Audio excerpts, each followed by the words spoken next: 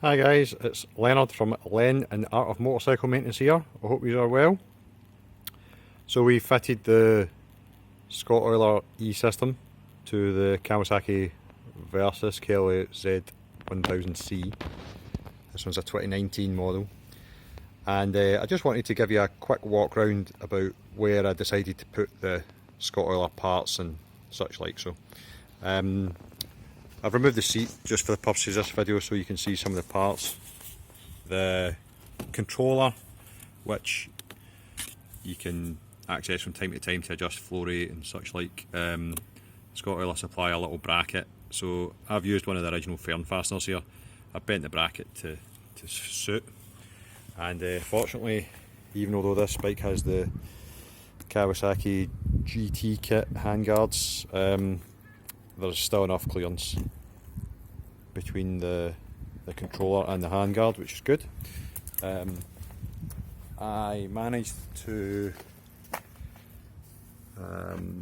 bolt that on with the bracket, and Scottoiler also supplies some of these little cable clips which I have stuck to the inside of the trim there.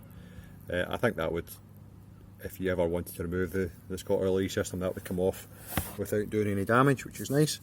And then the cabling for the Scottoiler is tagged onto some of the rest of the wire harness on the bike, so this panel was removed and this panel was removed, but the inside of the Scottoiler kind of follows the routing of the original wire harness and hoses and stuff through to here is where you can see it next. So the cabling for the Scottoiler E system is obviously long enough that you can fit it on a number of different bikes. So this is the XS, and it's sitting quite nicely in behind this fern panel. The side panel, it's not doing any harm, which is nice.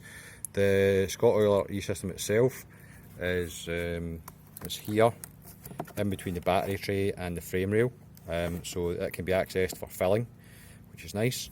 The power supply cables, again, I've just followed the natural routing of the Kawasaki harness and fed that up inside the insulation for the battery terminals.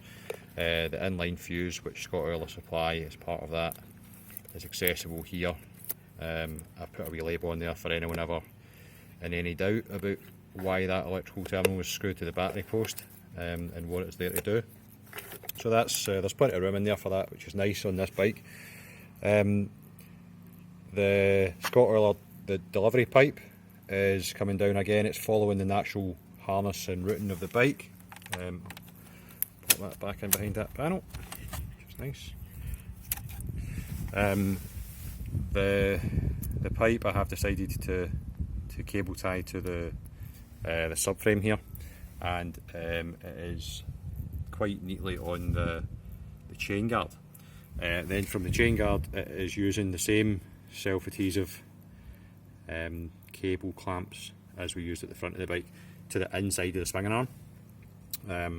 There's a couple up the front, and then there's 3 here in a row. I've probably used more than you absolutely need, but there's plenty in the kit, which is nice. And I decided to use the Scorpion dual injector, mostly because I really like the fact that it bolts to the bike and gives you some sort of adjustment, which is nice. So I've managed to use quite conveniently an original fixing from the bike that bolts the chain guard on, and the Scorpion is bolted alongside that on the original bolt. So it's sitting on the sprocket. It's probably not the first choice of place to put it. Scottoiler quite frequently recommend you have it down around about here at the lower run of the sprocket, but in this case I have now done 600 or 700 miles, and the Scottoiler delivery seems to be good here, which is nice. The chain's looking good. So that is the kind of overview of the Scottoiler E system installation.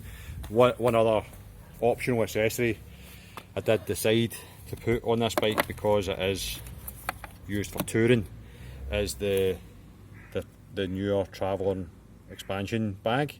So this adds quite a lot of capacity to the Scottoiler reservoir. The standard reservoir is good for hundreds, if not 1,000 miles, but with the Traveller you're talking about multiplying that up quite a lot and you get a lot more miles. And in this case, the bike has got plenty of space. These traveller bags are really well designed. They'll fit in a wee nook or a cranny in the tailpiece somewhere quite frequently. And that is piped. Again, I'm just following the natural routing of the harness, and that basically tops up the reservoir. So the traveller expansion bag is not an essential part, but it adds extra capacity to the Scottoiler and means that it won't need to be topped up or filled as often. So that is a quick overview of the Scottoiler E system as fitted to Kawasaki KLZ 1000C, which is a 2019 Versys. I hope you found that useful in some way. If you need any Scottoiler advice, feel free to ask me or contact the tech guys at Scottoiler. I'm sure they'll do what they can to help you out if need be. Okay, see you soon. Thanks.